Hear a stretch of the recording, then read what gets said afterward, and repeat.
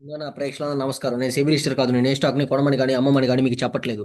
కేవలం మన తెలుగు ట్రేడర్స్ కోసం నేను చెప్పేది ఏంటంటే, స్టాక్ మార్కెట్ నేర్చుకోవడం ఇంగ్లీష్ అసలు అవసరం లేదు. జ్ఞానానికి ఇంగ్లీష్ చదవడానికి, మాట్లాడడానికి సంబంధం లేదు. జ్ఞానం అనేది మన పూర్వీకుల నుండి వచ్చేది. మన వీడియోలో పోయే ముందు ఈ వీడియో నచ్చినట్లయితే లైక్ చేయండి, షేర్ చేయండి, సబ్స్క్రైబ్ చేయండి. మన ప్రేక్షకులకు ఒక చిన్న విన్నపం. స్టాక్ మార్కెట్ అనేది షార్ట్ టర్మ్‌లో నేర్చుకొని మనీ ఇన్వెస్ట్ చేసేది కాదు.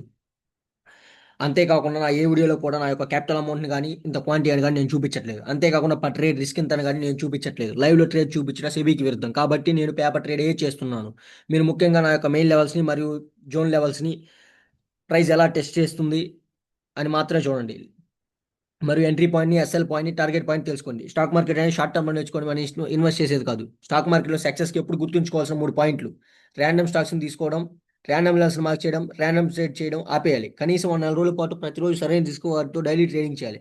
మనం మన మైండ్‌ని స్టేబుల్‌గా ఉంచుకోవాలి. అంటే ఇది ఒక మాటలో చెప్పేది కాదు. ఇది చాలా కష్టం. కానీ ప్రాక్టీస్‌తో చేయవచ్చు. ఇది నంబర్ ఆఫ్ సినారియోస్‌లో వస్తుంది. ఇది గైడెన్స్ లేకుండా సాధ్యం కాదు.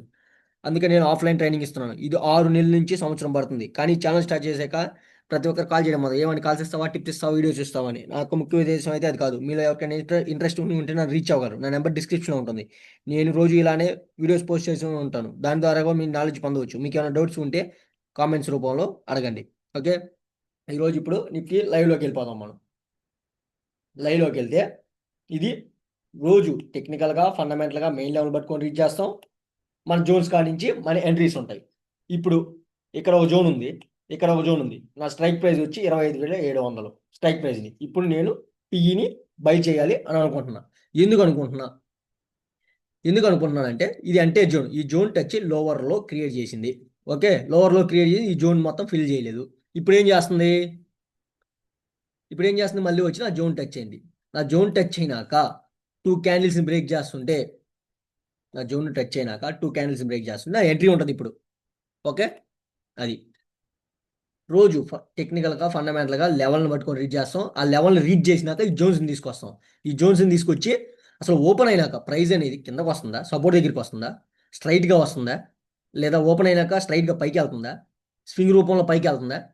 అనేది చూస్తూ, కంపేర్ చేస్తూ ఎంట్రీస్ తీసుకోవాలి. ఓకే. దీంట్లో ఇంకా ఇప్పుడే మన లెవెల్‌కొచ్చి టచ్ అయింది. మన లెవెల్‌కొచ్చి టచ్ అయినాక 2 క్యాండిల్స్‌ని బ్రేక్ చేస్తుంటే మన ఎంట్రీ తీసుకుంటాం. ఈ లెవెల్‌ని ఫస్ట్ టైమ్ టచ్ అయినప్పుడు లోవర్‌లో ఏసింది.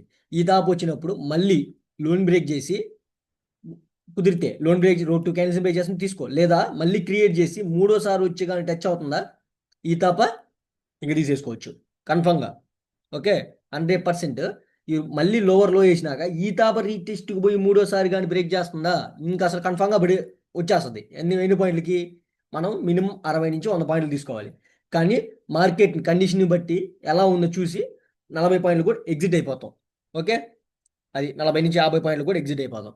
ఇది దీని సినారియో. నెక్స్ట్ ఇప్పుడు ఇన్ని స్టాక్స్ పెట్టినా కదా! నా మెయిన్ స్టాక్స్ ఇన్ని స్టాక్స్ పెట్టినా కదా! ఏదైతే కంపేర్ చేస్తూ కన్ఫర్మ్ చేస్తుందో సేమ్ టెక్నికల్ ఫండమెంటల్‌గా లెవెల్ పట్టుకొని రీడ్ చేస్తాం. జోన్స్ కాడ నుంచే ఎంట్రీ ఉంటది. అలాగే ఇప్పుడు మనం దీంట్లో తీసుకున్నాం. ఇది Bajaj ఫినాన్స్‌లో entry.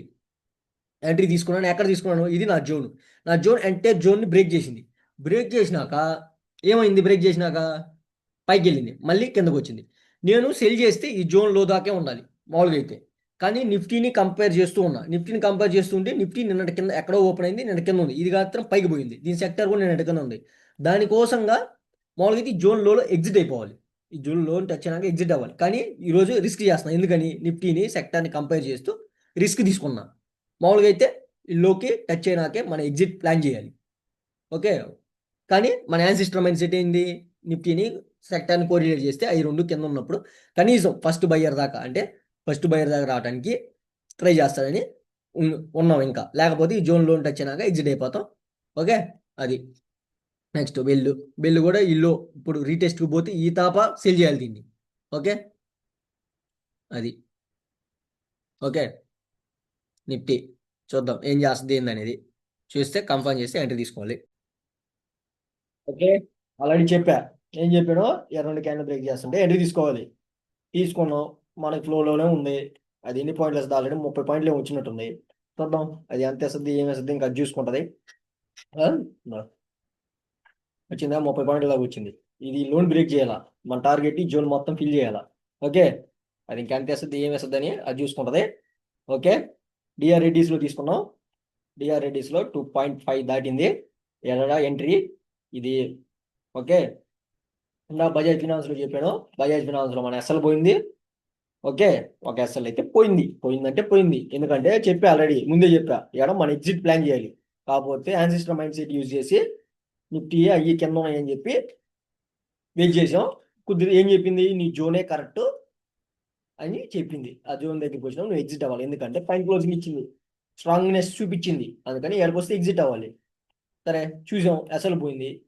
Okay, DR Reddy's ఇది ఆల్రెడీ బ్రేక్ చేస్తుంది. అది ఎంత సిద్ధంగా వస్తుందో అది చూసుకుంటుంది ఇంకా. ఓకే, నిఫ్టీ బ్రేక్ చేసిన దానిలోనే. ఓకే, ఎన్ని పాయింట్లు వచ్చింది మనకి, ఎన్ని పాయింట్లు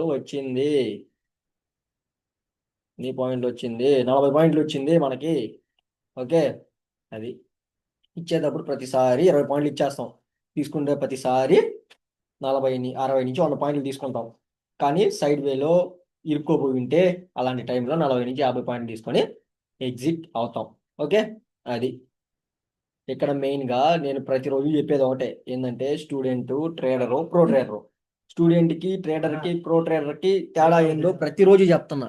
నాకైతే స్టూడెంట్ కానీ 6 సంవత్సరాలు పట్టింది.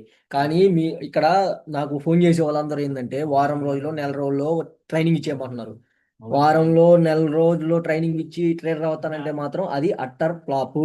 ఎందుకంటే అది ఎప్పుడైనా సరే నిన్ను మైనస్లోనే ఎండ్ చేస్తుంది వ్యాలెట్ని. నువ్వు 10లో 7 సార్లు ఉండాలనుకోవాలి, అంతేగాని 10లో ఒక్కసారి, 2 సార్లు, 3 సార్లు ఎంట్రీస్ మనకు వద్దు. పోయిందా ఎస్ఎల్ ఇచ్చేస్తాం.